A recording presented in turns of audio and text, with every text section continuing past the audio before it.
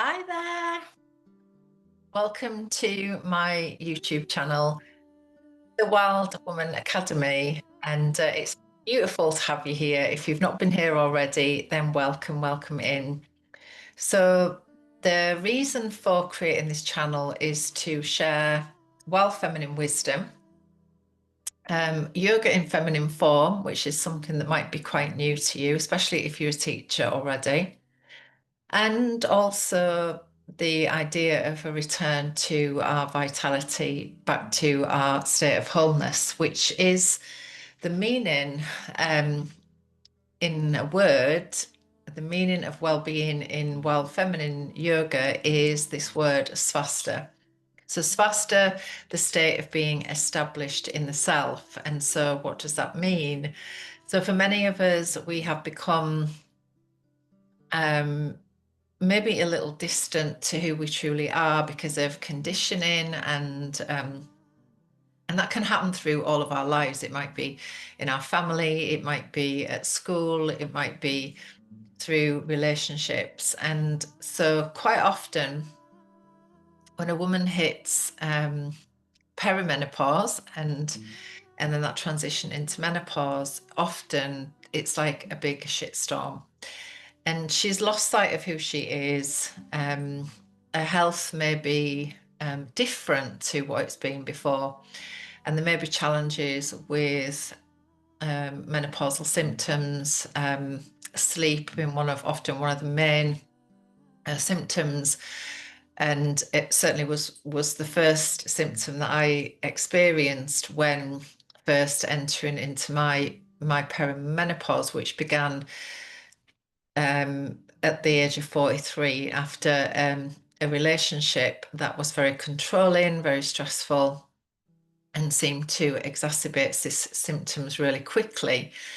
And then culminating at the death of my mum when I was 50, or 48, sorry. And at the age of 48, my last period happened basically pretty much the day my mum died. And so I did not have another bleed from then on. And so my own journey has been around kind of finding methods and different things that help this transition.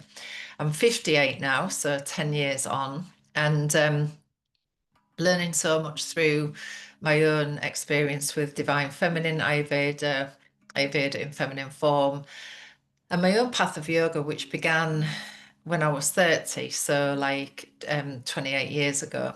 And yoga has really served me well, the movement practices. And as I've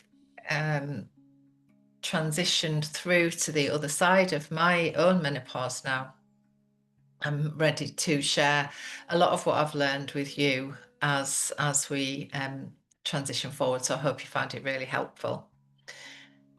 So what I've learned through the some of the areas of Ayurveda are that this idea of Svastha, to be situated in the self, really, when we feel this this word, this to be established fully in the self, this word is used to really describe true health.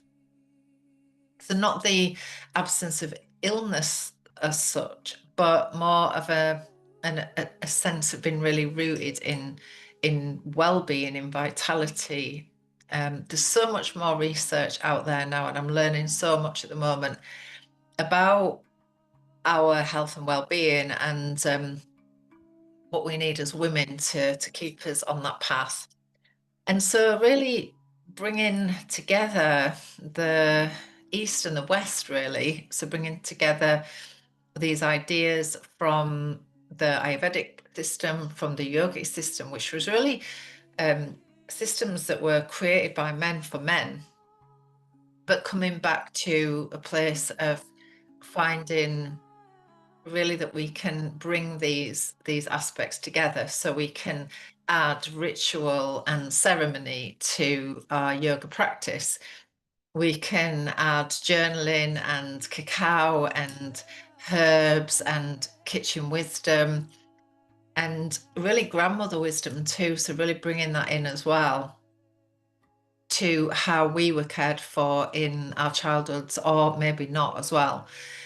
And so Svart meaning self and start meaning to be established or rooted. Together, Svastha means this idea of being established in ourself. So not merely a state of physical well-being, but it is a radiant homecoming. And so a state where body and mind and spirit dwell in harmony, where we are not scattered by the outer world, but anchored into our own inner truth. So this idea of eyes in, that there is nobody outside of ourselves that can tell us who we are. And so we come back to this idea of knowing what we need already. The answers, the wisdom is already inside of ourselves if we give ourselves the time and the space, which is what women often don't give themselves enough of, to really be able to listen. So well-being is a sacred remembrance. It is a return to the wild intelligence of the body, the breath, the blood, and the bones. So this intelligence is so deep within us, we forget, because of the craziness of life, that we already have these answers. We know that nature is our guide and needs to be, because we've come so far from connection to the moon, to the seasons, to the cycles, that as a race, we are getting very sick. And in my own belief and deep inner knowing, if we really don't come back to living in a cyclical way, in respect for the earth and for the seasons and cycles, we are dying out at a rapid pace. And so as we come back to this idea of when we live with in sync with the seasons and cycles, the seasons and cycles, the elements are already part of who we are. And so when we commit to that, it gives us the space to really find our truth and actually live with ease. So I love this idea that when we begin to follow the cycles and the seasons, it brings so much ease to us, because it's not something that we don't know, it is just something that we're remembering. So when we feel into this idea of well-being as a sacred remembering, on a physical level, well-being is tending to the body like sacred land, softening into what we feel and feeding what we truly hunger for. So resting when the body says we've had enough, which is something that we are often so far away from. We tend to push into burnout, and I've certainly been there myself, and a lot of the work that I do is to support women that are in burnout coming, making their journey back. So it is also belly led. So when we, for many of us, we will have had times in our lives when we felt something was off, and then we ignored it and it went wrong. And this is so common, because we've disconnected from our intuition and from this deep belly wisdom. So mentally well-being is the unbinding of old story. So it is the courage to unclench the mind, to release the grip of urgency and find sanctuary in silence.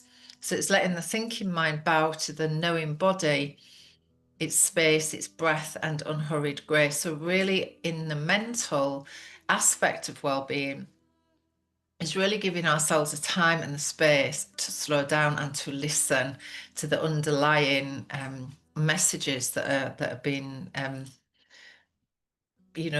transmitted to us. So emotionally, well-being is welcoming the full river of feeling, wild, raw, cyclical, and live. And as we honor our emotional truth, not as something to fix, but as feminine medicine, we begin to feel that we are being drawn really back to the tears as the cleansing, this idea that let the healing waters flow. This is the water within us.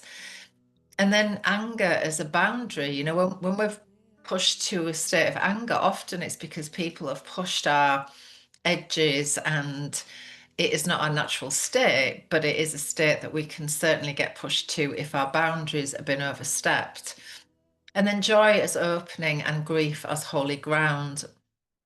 So rather than um, pushing the emotions down, well-being and this idea of feminine form really invites us to allow it all, to welcome it all into this space. Everything is welcome here. And this brings us back to a state of wholeness. So while feminine yoga, which is the feminine form, teaches us that true well-being is not about perfect health or polished calm, it is about belonging to ourselves. It is the fierce and tender act of returning again and again to the body as home.